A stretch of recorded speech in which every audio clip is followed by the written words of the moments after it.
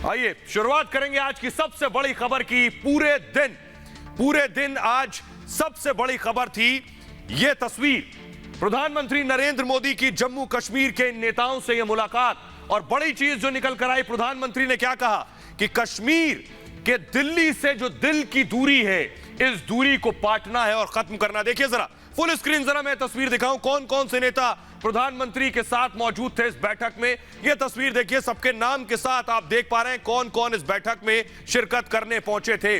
निर्मल सिंह, फारूक अब्दुल्ला, ठीक प्रधानमंत्री नरेंद्र मोदी के बगल में आपको मनोज सिन्हा नजर आ रहे हैं, उनके बगल में गुलाम नबी आजाद, उसके बगल में उमर अब्दुल्ला, उसके बगल में कविंद्र गुप्ता मौजूद हैं। ठीक अमित शाह आपको नजर आ रहे हैं प्रधानमंत्री नरेंद्र मोदी के दूसरी तरफ, फारूक अब्दुल्ला उनके बगल में, उसके बगल में महबूबा मुफ्ती और फिर जितेंद्र सिंह मौजूद है, पीछे निर्मल सिंह और रविंद्र रैना भी मौजूद हैं। तो यह तस्वीर की सबसे बड़ी थी कई लिहाज से, क्योंकि कश्मीर न सिर्फ बाकी देश बल्कि कश्मीर में भी इस तस्वीर पर पूरी तरह से नजर गड़ाए हुए थे लोग। और ये मीटिंग की तस्वीर हम आपको दिखा रहे हैं, मीटिंग में जहां प्रधानमंत्री नरेंद्र मोदी बाकी नेताओं के साथ बैठक कर रहे थे। ये मीटिंग की जरा तस्वीरें फुल स्क्रीन देखिए, फिर आपको बताएंगे दरअसल मीटिंग में हुआ क्या। देखिए जरा, फारूक अब्दुल्ला बैठे हुए, प्रधानमंत्री नरेंद्र मोदी ने सबसे पहले बोलना शुरू किया इस मीटिंग में। प्रधानमंत्री ने बोला और उसके बाद सबसे सीनियर फारूक अब्दुल्ला, उन्होंने बोलना शुरू किया, अपनी अपनी बातें सभी ने रखी। लगभग 3.5 घंटे तक यह बैठक चली। इस बैठक में क्या हुआ आइए अब आपको बताते हैं। इस बैठक में सभी ने बारी बारी अपना पक्ष रखा, लेकिन प्रधानमंत्री नरेंद्र मोदी ने क्या कहा आइए वो आपको बताते हैं। यह बैठक लगभग 3.5 घंटे तक बैठक चलती रही। प्रधानमंत्री नरेंद्र मोदी इस बैठक की अध्यक्षता कर रहे थे। प्रधानमंत्री ने एक एक कर सबकी बात सुनी, सबने अपनी अपनी बात खुलकर रखी, लेकिन प्रधानमंत्री नरेंद्र मोदी ने कहा दिल की दूरियां मिटाना चाहते हैं, दिल्ली की दूरी भी कम करना चाहते हैं, परिसीमन के बाद तुरंत चुनाव होंगे। यह सबसे बड़ी बात थी कि फौरन चुनाव होंगे परिसीमन के बाद, राज्य में सुरक्षा का माहौल है, यह कहा प्रधानमंत्री नरेंद्र मोदी ने। आइए आपको जल्दी से बताते हैं, प्रधानमंत्री नरेंद्र मोदी ने फौरन ट्वीट किया है। क्या कुछ हुआ बैठक में, प्रधानमंत्री का ट्वीट है, मैं आपको दिखा रहा हूं। जम्मू कश्मीर के नेताओं के साथ आज की बैठक वहां की प्रगति और विकास की कोशिश में अहम कदम है। हमारी कोशिश लोकतंत्र को जड़ से मजबूत करना है। परिसीमन का काम भी जल्द पूरा होगा ताकि वहां चुनाव कराए जा सकें और एक चुनी हुई सरकार वहां के विकास के लिए काम कर सके। तो प्रधानमंत्री नरेंद्र मोदी ने यह ट्वीट किया इस बैठक के बाद। लेकिन आइए अब आपको सुनवाते हैं उन नेताओं को, उन बड़े नेताओं को। लगभग 4 पूर्व मुख्यमंत्री इसमें मौजूद थे। इन नेताओं ने बैठक से निकलने के बाद क्या कहा, जरा ये सुनिए। उन्होंने कहा कि हम वचनबद्ध हैं स्टेट देने के लिए, लेकिन पहले डिलिमिटेशन हो, इलेक्शन भी हो जाएंगे, इलेक्शन भी का हम वचनबद्ध हैं और स्टेटहुड देने के भी वचनबद्ध। मैंने उनको कहा कि जम्मू कश्मीर में जो 5 अगस्त 2019 को जिस अनकॉन्स्टिट्यूशनल और इलीगल और इमोरल तरीके से 370 को हटा गया, ये जम्मू कश्मीर के लोगों को कबूल नहीं है। जहां तक 5 अगस्त 2019 का फैसला है या जो किया गया, हम उसके साथ नहीं हैं, हम उससे सहमत नहीं हैं, हम उसको कबूल करने के लिए तैयार नहीं हैं। लेकिन उसकी मुखालफत में हम कानून को अपने हाथ में भी लेने के लिए तैयार नहीं हैं। प्राइम मिनिस्टर का रिस्पांस था कि पहले डिलिमिटेशन होना चाहिए, फिर आपने जो दूसरे इशू रेज किए हैं वो कंसीडर करेंगे।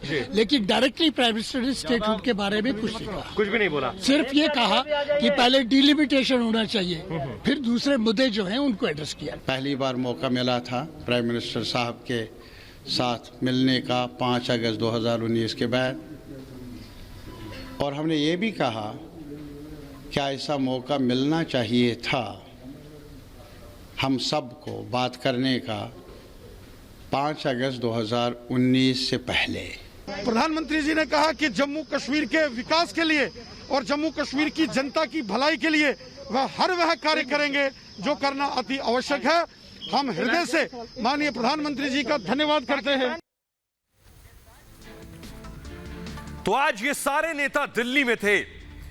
3 साल पहले, अब से 3 साल पहले जब 370 हटाया गया, उस वक्त मैं कश्मीर में था, तब क्या माहौल था और 3 साल बाद ये नेता कश्मीर से दिल्ली आए इस बैठक में शामिल होने के लिए।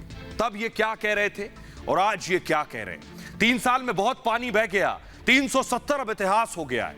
अब इसको भले ही कोई कितना भी दोहरा ले, ये वापस नहीं लाया जा सकता। और अब कोई और बात संभव नहीं। जो भी फैसला कश्मीर पर है वो दिल्ली से ही होगा। देखिए जरा रिपोर्ट।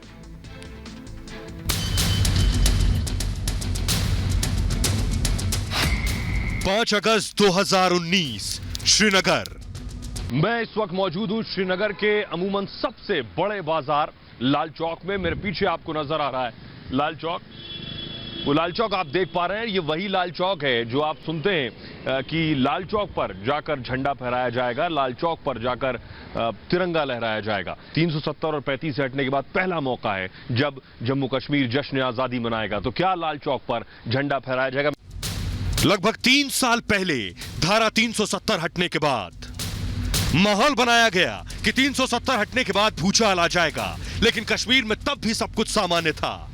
लोग शांति, अमन और सुकून के साथ रह सकें। और यहाँ बहुत से लोग हैं जो बाहर जाने वाले हैं, वो भी इंतजार कर रहे हैं। लेकिन बड़ी बात यह है कि ऐसा आपको श्रीनगर में आने के बाद हरगिज नहीं लगेगा कि श्रीनगर में कोई ऐसी चीज हुई है, लोगों में किसी तरह की टेंशन है, किसी तरह की घबराहट है, किसी तरह का दहशत और डर है।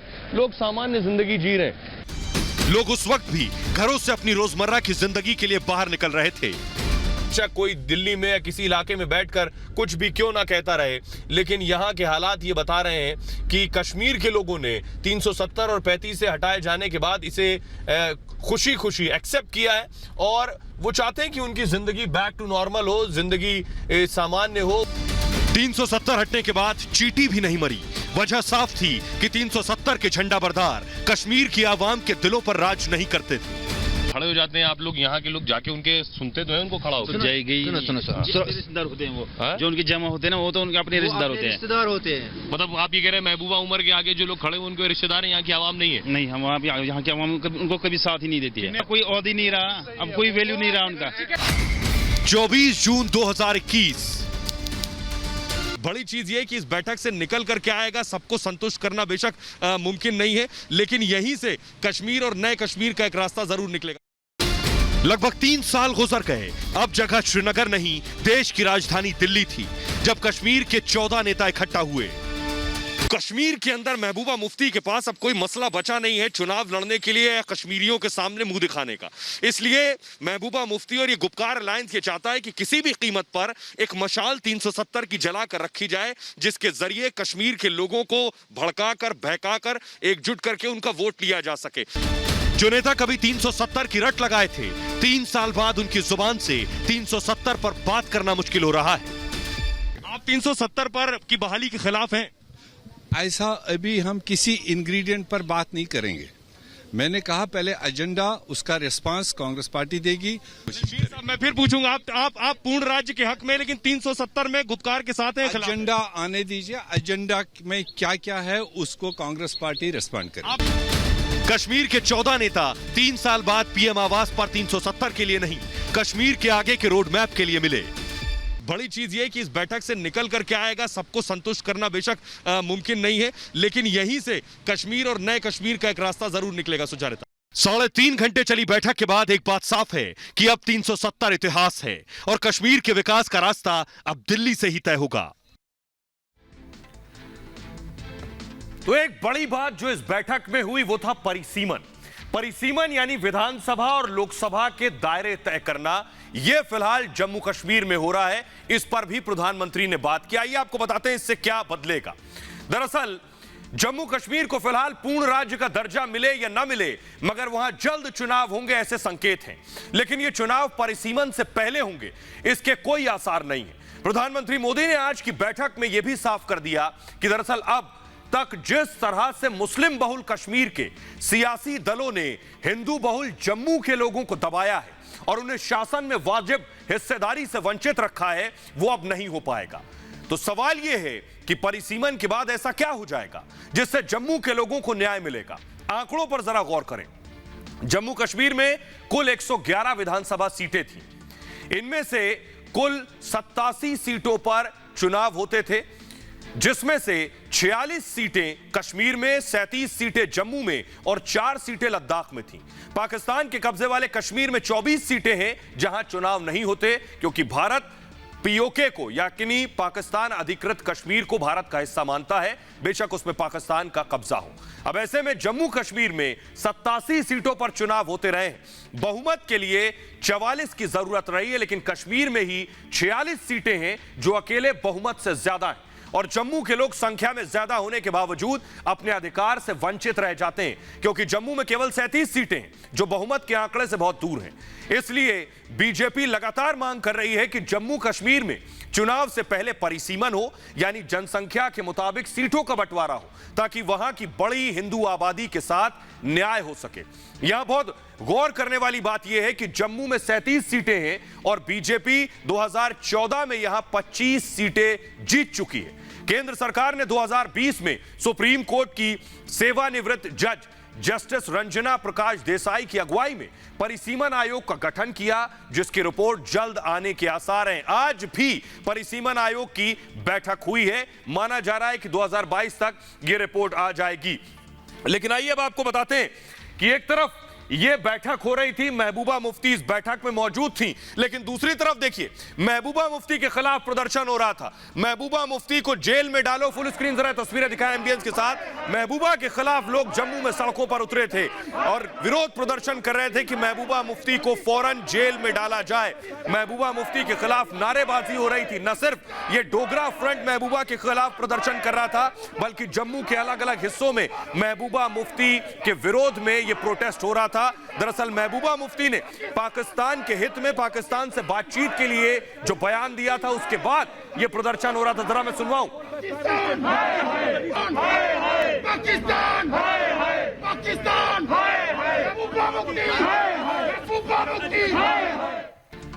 तो दरअसल यह जो प्रदर्शन हो रहा था महबूबा के उस बयान के बाद, जिसमें महबूबा मुफ्ती ने कहा था कि पाकिस्तान से बात करने की जरूरत है। लेकिन दिलचस्प ये कि महबूबा चाहती है पाकिस्तान से बात हो, और फारूक अब्दुल्ला जब दिल्ली में लैंड हुए तो उन्होंने कहा यह महबूबा का मत है, यानी फारूक गुपकार के साथ होकर भी महबूबा के साथ नहीं थे। सुनिए जरा।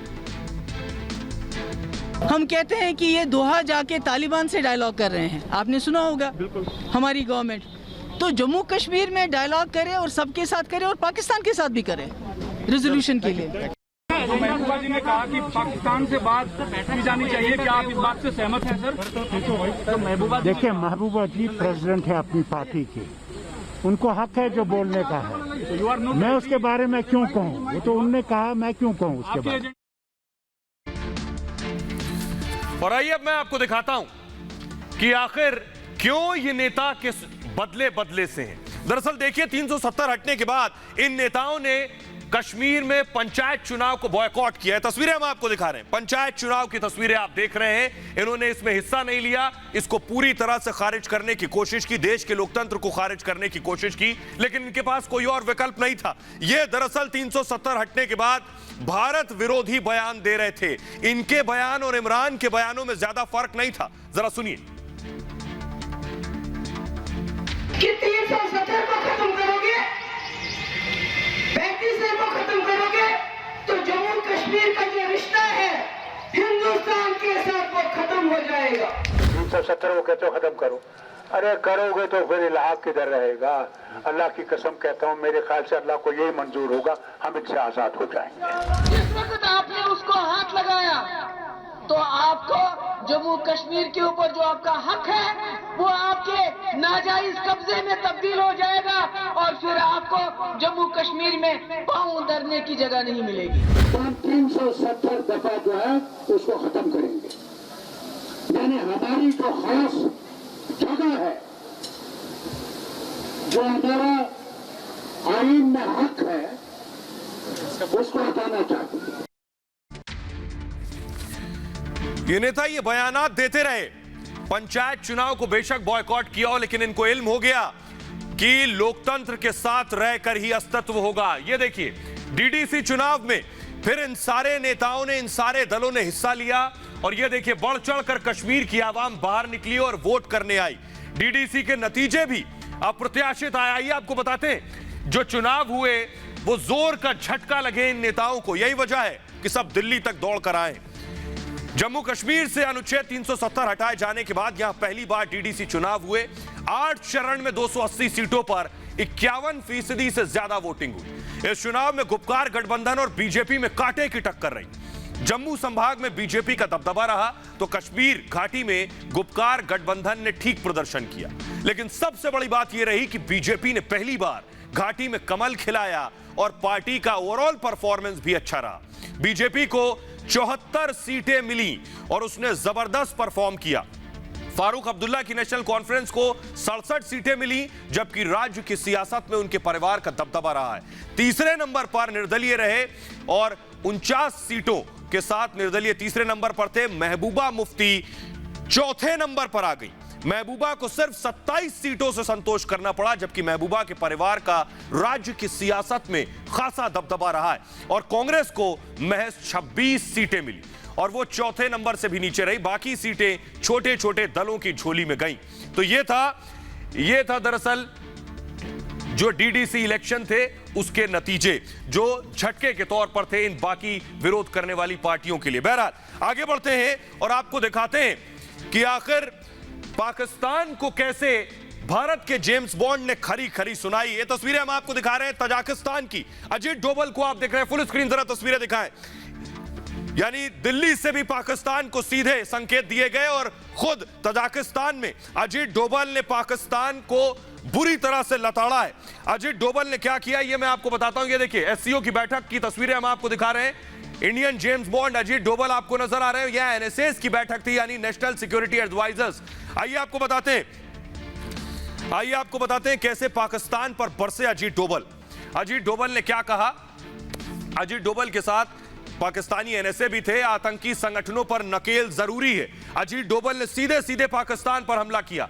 अंतर्राष्ट्रीय मानकों का इस्तेमाल हो, खुद वहां पाकिस्तान के नेशनल सिक्योरिटी एडवाइजर मौजूद थे। अजीत डोभाल ने कहा आतंक पर फंडिंग रोकनी होगी। वो यही नहीं रुके, उन्होंने सीधे सीधे पाकिस्तान पर हमला करते हुए कहा कि वक्त आ गया है कि आप अपनी फंडिंग रोकिए, यानी सीधे इशारा था, वरना ग्रे लिस्ट में रहेंगे हमेशा। आइए आपको दिखाते हैं कि डोभाल ने तजाकिस्तान में दरअसल हुआ क्या इस मीटिंग के दौरान।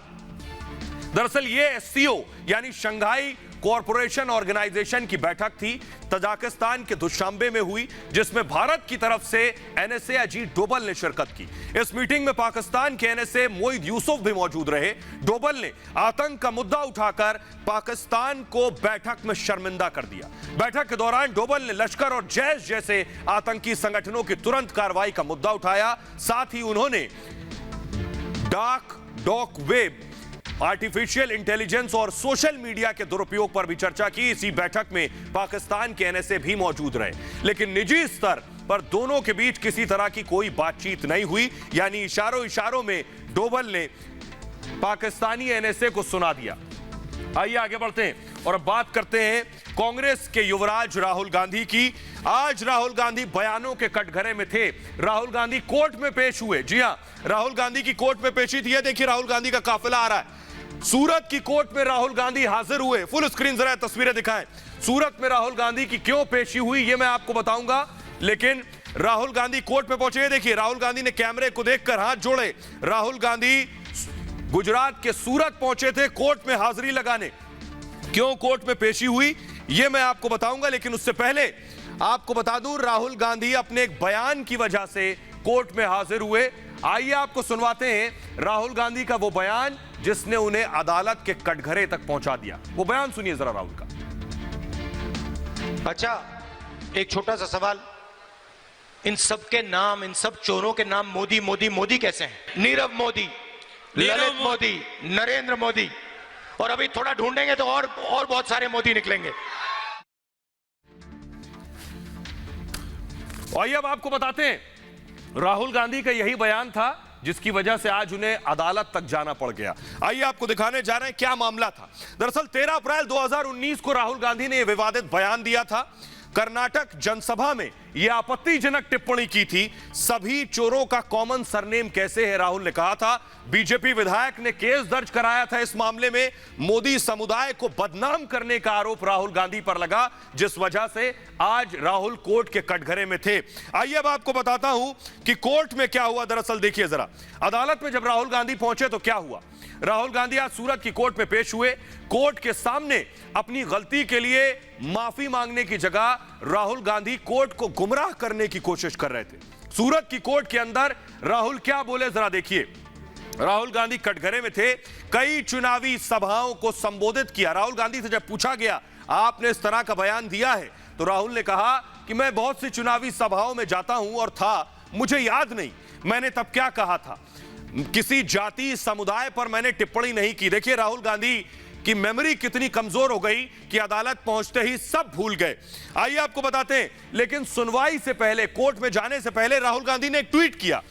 कोर्ट में जाने से पहले राहुल गांधी क्या लिख रहे हैं। राहुल गांधी ने लिखा, अस्तित्व का पूरा रहस्य यही है कि कोई डर ना हो। यानी कहना चाह रहे हैं अस्तित्व है लेकिन डर ना हो। तो फिर अगर डर नहीं है तो फिर कोर्ट में झूठ क्यों बोल रहे थे राहुल? ये क्यों कह रहे थे मुझे याद नहीं, वहां जाकर कहते मैंने बोला है। लेकिन राहुल गांधी पहली बार कटघरे में नहीं खड़े हुए। राहुल गांधी अपने बयानों को लेकर इससे पहले भी कोर्ट के चक्कर लगा चुके हैं। एक और बयान आपको दिखाते हैं राहुल गांधी का। राहुल गांधी क्या कह रहे थे इससे पहले इस बयान पर जरा वो देखिए।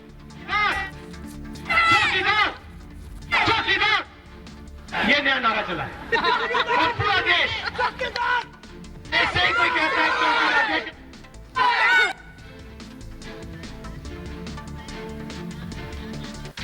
तो राहुल गांधी को आपने सुना। राहुल गांधी का यह बयान, दरअसल वो हर रैली में चौकीदार चोर है के नारे लगा रहे थे। इस मामले में राहुल गांधी की कोर्ट में पेशी हो चुकी है। इस मामले में भी राहुल गांधी को सवालों का जवाब देना पड़ा। राहुल जहां भी कोर्ट पहुंचे, कोई पहला मौका नहीं है जब राहुल गांधी अपने एक बयान की वजह से कोर्ट के चक्कर लगा रहे हैं। इससे पहले भी कई बार राहुल इस तरह के बेतुके बयान दे चुके हैं, जिसकी वजह से उन्हें कोर्ट से फटकार लगी है। राहुल ने 2019 लोकसभा चुनाव के दौरान ये कहा कि ये जो बयान दिया, ये राहुल गांधी का तब का बयान है, रफाल खरीद सौदे पर झूठ बोला। राहुल ने क्या कहा, सुप्रीम कोर्ट का नाम लेकर यह आपत्तिजनक बयान दिया, जिसके बाद कोर्ट पहुंची बीजेपी की सांसद मीनाक्षी लेखी, राहुल के खिलाफ याचिका लगाई। राहुल गांधी ने, आपको याद होगा, राहुल गांधी ने कहा था अब सुप्रीम कोर्ट ने भी मान लिया है।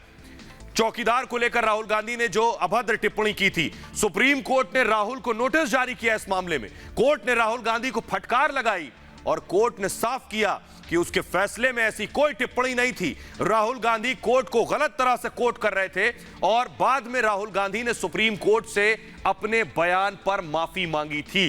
तो राहुल गांधी पर इससे पहले भी हथौड़ा चला है। सिर्फ यही बयान नहीं, राहुल गांधी एक और मामले में कोर्ट जा चुके हैं। कोर्ट में हाजिरी हुई, कटघरे में खड़े हुए।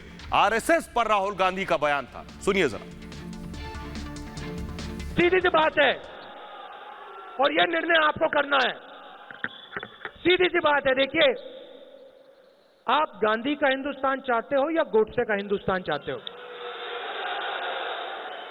एक तरफ प्यार, भाईचारा, दूसरी तरफ नफरत, डर। गांधी जी निडर 15-17 साल जेल में, और फिर अंग्रेजों से बात करते, प्यार से बात करते। तो इस बयान के बाद फिर राहुल गांधी को कोर्ट जाना पड़ा, वहां उनकी पेशी हुई। देखिए जरा, राहुल ने पिछले कई सालों से बेतुके बयान देकर विवादों में राहुल फंसते रहे हैं। 2014 में राहुल ने एक रैली में बोलते हुए महात्मा गांधी की हत्या के पीछे आरएसएस का हाथ बताया था, जिसके बाद उन्हें कोर्ट के चक्कर काटने पड़े। राहुल ने 2014 में एक ऐसा ही बेतुका बयान दिया था जिसमें आरएसएस पर आरोप लगाते हुए कहा कि महात्मा गांधी की हत्या के पीछे आरएसएस का हाथ है। लेकिन बयान के बाद राहुल की बेशर्मी भी देखिए कि बयान वापस लेने से भी मना कर दिया राहुल गांधी ने। 2014 भिवंडी में राहुल के खिलाफ केस दर्ज हुआ, लेकिन राहुल ने बयान वापस लेने से मना किया। राहुल ने कहा कि वो अपने बयान पर कायम है और कायम रहेंगे। बहरहाल आगे बढ़ते हैं। राहुल गांधी अपने बयानों को लेकर चर्चाओं में रहते हैं और राहुल गांधी फिलहाल जमानत पर ही बाहर हैं नेशनल हेराल्ड के मामले में। आइए आगे बढ़ते हैं और अब बात करते हैं डॉन की। डॉन का बचना अब नामुमकिन है। ये मैं इसलिए कह रहा हूं क्योंकि मुख्तार अंसारी बेशक पंजाब से उत्तर प्रदेश तो आ गए, बहुत बचने की कोशिश करते रहे योगी आदित्यनाथ से, लेकिन उत्तर प्रदेश आने के बाद उन पर जमकर योगी का हथौड़ा और हंटर चल रहा है।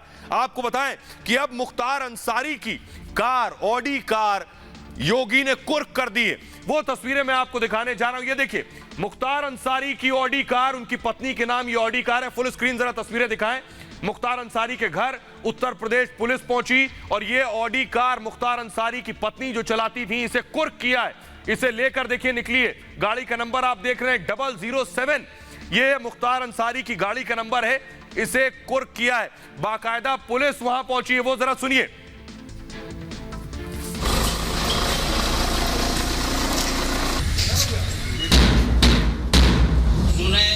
सुने आज दिनांक 23/6/2021 को जिलाधिकारी गाजीपुर महोदय के आदेश के अनुपालन में आपसा अंसारी, अनवर शाहजाद और सरजील रजा की ऑडी कार यूपी 32 FA 7007 कुर्क की जाती है।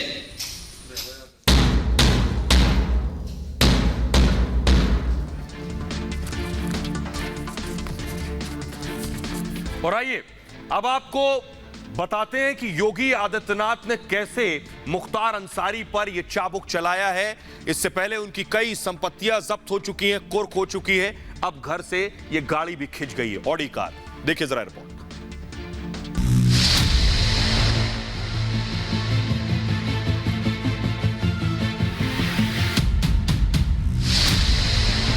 बाहुबली पर योगी का हंटर,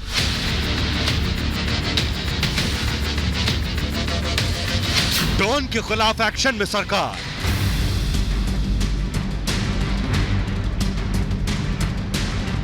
मुख्तार के परिवार और करीबियों पर निशाना,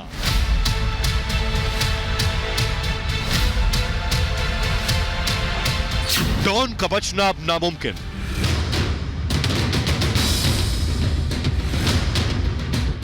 बाहुबली मुख्तार अंसारी और उसके रिश्तेदारों पर योगी सरकार का एक्शन लगातार जारी है। मऊ से बीएसपी विधायक मुख्तार अंसारी के ससुराल से पुलिस ने ऑडी कार जब्त की। ये ऑडी अंसारी की कंस्ट्रक्शन फर्म के नाम पर खरीदी गई थी। इस कार का रजिस्ट्रेशन विकास कंस्ट्रक्शन के नाम पर है। विकास कंस्ट्रक्शन में मुख्तार अंसारी और उसके दोनों साले पार्टनर हैं। मुख्तार की पत्नी अफशा अंसारी की इस फर्म में 60% और अनवर शहजाद और सरजील रजा की 40% हिस्सेदारी है। ऑडी कार की इस फर्म के नाम पर रजिस्ट्रेशन होने के कारण यह अंसारी की बेनामी संपत्ति में शामिल मानी गई, इसलिए इस कार की कुर्की गैंगस्टर एक्ट के तहत की गई। दरअसल योगी सरकार ने माफिया डॉन मुख्तार अंसारी के खिलाफ दर्ज मामलों में पूरी ताकत झोंक रखी है और इन मामलों में मजबूत पैरवी कर कानून राज स्थापित करने का संदेश देना चाहती है।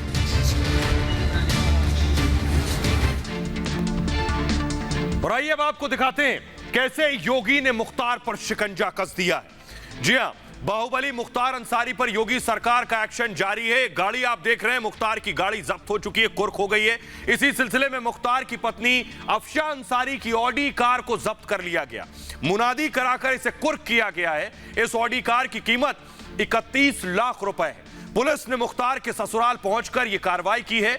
मुख्तार की पत्नी अफशा और उनके दोनों साले के खिलाफ कार्रवाई की गई है।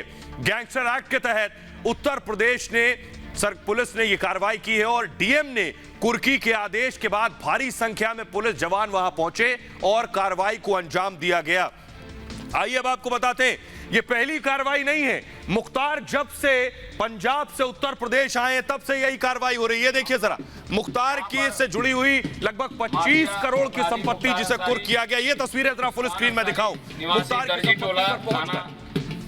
यूसुफपुर जनपद गाजीपुर, जिनके विरुद्ध थाना दक्षिण टोला पर मुकदमा अपराध संख्या 55/21 धारा 14 गैंगस्टर एक्ट का अभियोग पंजीकृत है, जिसकी विवेचना मेरे द्वारा की जा रही है। विवेचना के दौरान ज्ञात हुआ कि मुख्तार अंसारी अपराधी द्वारा अपराध से अर्जित की गए धन से अपनी मां के नाम, जो एक गृहिणी थी, यहाँ पर करीब 24 करोड़ की प्रॉपर्टी उन्होंने पूर्व में खरीदा था।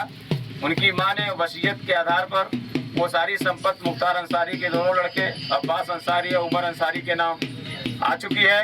ये सारी संपत्ति जांच किया गया, सब विधिवत तरीके से ये संपत्ति अर्जित की गई थी, जिसके तो योगी का हथौड़ा पहले दिन से चल रहा है। सिर्फ यही संपत्ति नहीं, करोड़ों की संपत्ति अब तक जिस पर बुलडोजर चल चुका है। ये देखिए जरा, ये होटल सीधे तौर पर मुख्तार से जुड़ा हुआ था। फुल स्क्रीन दिखाऊं मैं तस्वीरें, इस पर भी बाकायदा पूरे ये अवैध संपत्ति को ढा दिया गया। फुल स्क्रीन आप देख रहे हैं, तस्वीरें देखिए जरा। योगी का हथौड़ा पहले दिन से चल रहा है और मुख्तार से जुड़ा हुआ ये होटल पूरी तरह से गिरा दिया गया। तो मुख्तार का साम्राज्य पूरी तरह से एक एक कर ढाया जा रहा है। योगी सरकार में बाहुबली मुख्तार अंसारी की मुश्किलें लगातार बढ़ती जा रही। पुलिस और प्रशासन दोनों ने मुख्तार के खिलाफ मोर्चा खोल रखा है।